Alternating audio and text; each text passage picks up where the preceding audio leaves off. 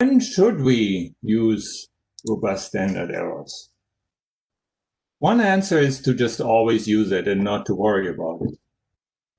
Another option is to run both versions and use the robust standard errors if they lead to different conclusions with two versions, and the OLS standard errors if they reach the same conclusions. There's also a formal test to detect heteroscedasticity, but we don't cover that in this course. Right? So you could then, based on that test, you could switch to robust standard errors. If there is heteroscedasticity, the regular ordinary least squares estimates of standard errors are incorrect. So you have to use robust. And if there's no heteroscedasticity, then both estimates are correct, but of course, numerically just a little different, right? So I previously mentioned that statisticians traditionally advocated variance stabilizing transformations if we have heteroscedasticity. So, for example, log y or square root of y. But the trouble is that transforming y changes the interpretation, because then you have to interpret in terms of log y or square root of y. And because of that, I think that robust standard errors are usually preferable. They're also less work because you just specify robust. You don't have to look at all those plots.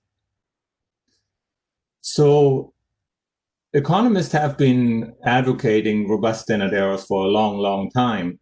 And it's probably just due to different traditions within disciplines and the fact that White, who was at the forefront, was an American economist.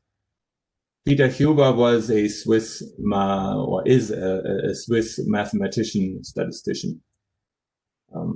Yeah. The topic, in my opinion, is undertaught in statistics. It does show up, but mostly in the context of generalized estimating equations, and which you could take in Stat 431. All right. I previously mentioned that R uses just a slightly different estimator than Stata does. And so I have a comparison here of several estimators. Well, this is the OLS variance, the sum of the residuals, and I have to subtract some degrees of freedom to compute this. So the original estimator is the one we described in the slides, which is just the square of the corresponding residual. Then the R default is this estimator. And it's also a function of the residual of that one observation.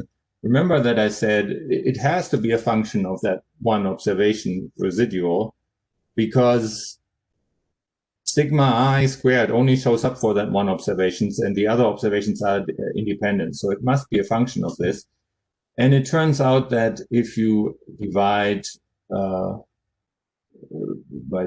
if you multiply by this factor, which really is that factor also, you have a better small sample properties.